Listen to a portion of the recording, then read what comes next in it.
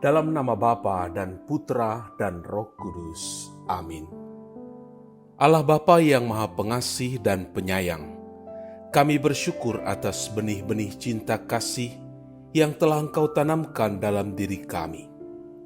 Bukalah telinga dan hati kami untuk dapat mendengarkan sabda-Mu pada hari ini. Dan ajarilah kami untuk terus-menerus mengembangkan cinta kasih dalam diri kami ini, sehingga kami semakin mencintai Engkau dan sesama secara nyata dalam hidup kami sehari-hari. Amin.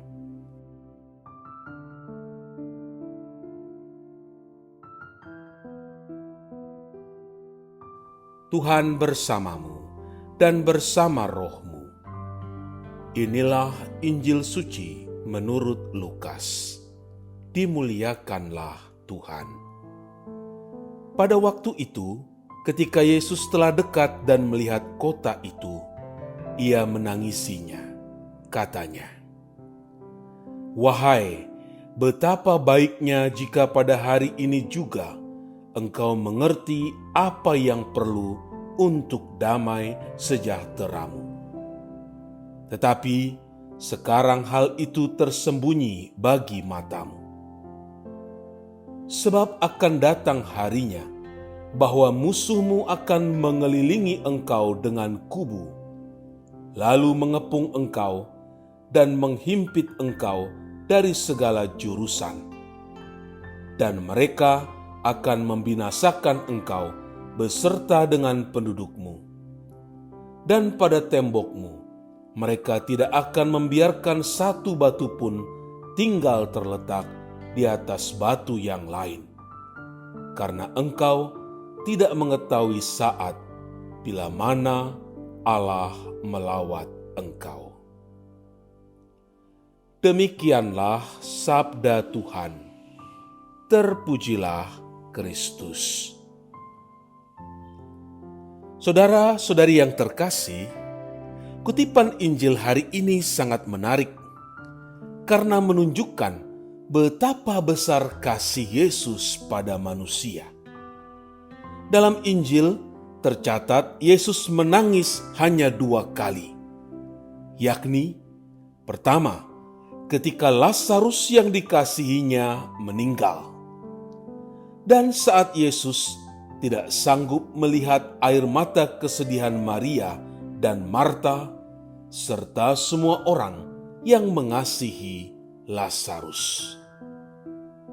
Dan yang kedua, dalam kutipan hari ini, Yesus menangis bukan karena di Yerusalemlah puncak dari semua misinya, yakni kematiannya. Yesus menangis karena kedegilan hati mereka yang mendiami Yerusalem. Yerusalem yang berarti kota damai sejahtera. Tetapi apakah sungguh-sungguh menjadi kediaman yang menawarkan damai sejahtera bagi manusia yang mendiaminya? Ataukah orang-orang yang mendiami kota Yerusalem sendiri yang tidak mampu menciptakan damai sejahtera karena mereka dipenuhi dengan kejahatan? Hal inilah yang ditangisi Yesus, yakni mereka yang buta dan tuli akan kehadiran Allah yang nyata dalam diri Yesus, yakni manusia yang mengisi hatinya dengan berbagai hal-hal jahat. Yesus menangisi kedegilan hati manusia. Namun, apakah manusia menyadari kasih yang besar ini? Manusia sering sibuk dengan diri sendiri, sibuk dengan gadgetnya, sibuk dengan bisnisnya, sibuk dengan pekerjaannya. Manusia selalu sibuk dengan banyak hal, hingga rahmat Allah kadang berlalu tanpa disadari. Dan ketika manusia berada di titik lemahnya, mereka mengatakan Tuhan tidak mencintainya. Dan barulah manusia menangis. Bagaimana dengan diri kita? Apakah kita sudah menjadi pribadi yang damai sejahtera? Menjadi pribadi yang damai itu tidak mudah, karena hati harus senantiasa terarah pada Allah, sumber damai sejahtera. Menjadi pribadi yang damai bukanlah pekerjaan yang mudah, karena kemanusiaan kita yang kadang menyeret kita untuk menjauhi kasih Allah, yakni melalui pikiran negatif, iri, dengki, balas dendam, nafsu, kuasa, dan banyak hal lainnya yang jika dibiarkan akan merusak bukan hanya damai sejahtera manusia itu sendiri, tetapi juga orang-orang di sekelilingnya. Damai sejahtera yang berasal dari Allah dapat kita terima melalui kesatuan yang intim, melalui ekaristi, doa, membaca merenungkan kitab suci, dan melaksanakannya. Damai sejahtera yang kita miliki bukan untuk diri sendiri. Kita harus membaginya dengan sesama. Damai yang dimulai dari diri sendiri, lalu kita bagi dengan mereka yang dekat dengan kita, seperti keluarga. Dengan demikian, keluarga kita pun mampu menjadi pembawa damai dimanapun mereka berada. Hari ini bertepatan dengan pesta Santa Perawan Maria dipersembahkan kepada Allah. Seperti Maria yang memberikan diri sepenuhnya kepada Allah dan menjadi saksi akan besarnya kasih Allah bagi dunia, kita pun hendaknya mampu menjadi saksi untuk mewartakan Kristus dengan damai sejahtera yang kita miliki. Walaupun kita mengalami kesulitan, tetapi kesatuan kita dengan Sang Sumber Damai akan memampukan kita menjadi berkat bagi sesama. Dengan demikian, Yesus semakin dikenal dan dicintai.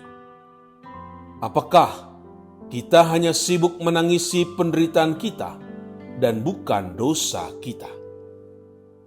Yesus menangisi Yerusalem. Tentu sungguh mengharukan. Mengapa Yesus menangisi kota tua tersebut? Rupanya, hal ini menunjukkan atau menggambarkan kendati segala usaha Allah untuk menyelamatkan manusia umatnya.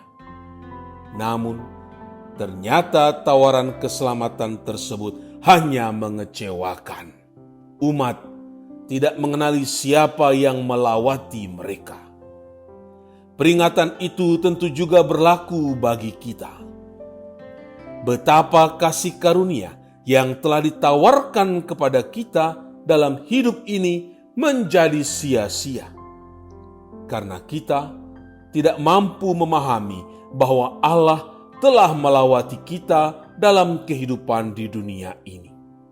Apakah Tuhan Yesus tidak menangisi kita juga? Apakah kita masih mau mengembangkan kepekaan seperti itu? Apa yang perlu kita perhatikan? Ada hikmat yang mendalam dalam kisah ini, yakni bahwa anak Allah menaruh hati pada suasana kehidupan yang pantas diratapi.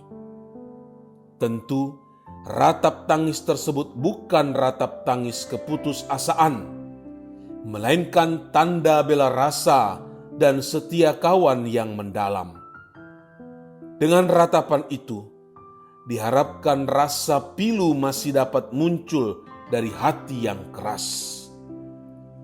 Hati yang baru akan muncul karena rindu akan kebaikan dan pembaruan. Semoga kita senantiasa belajar pada Yesus yang lembut hati dan mengasihi kita.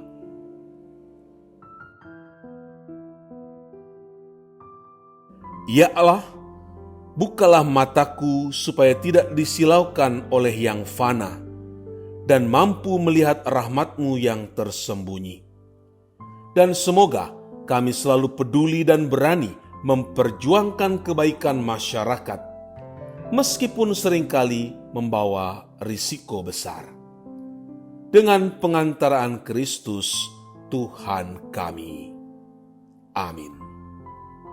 Tuhan bersamamu dan bersama rohmu.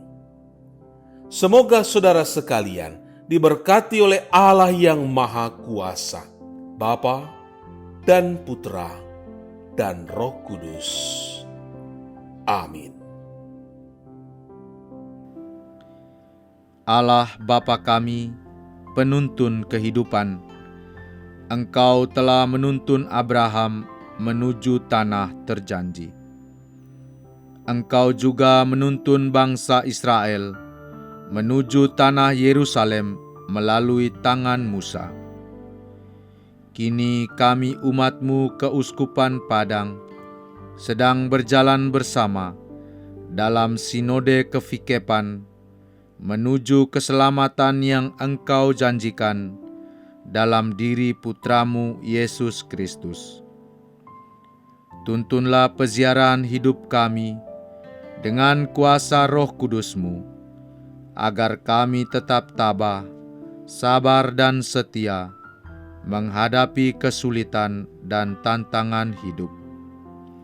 Bimbinglah kami supaya mampu berjalan bersama, saling meneguhkan dalam iman, harapan, dan kasih.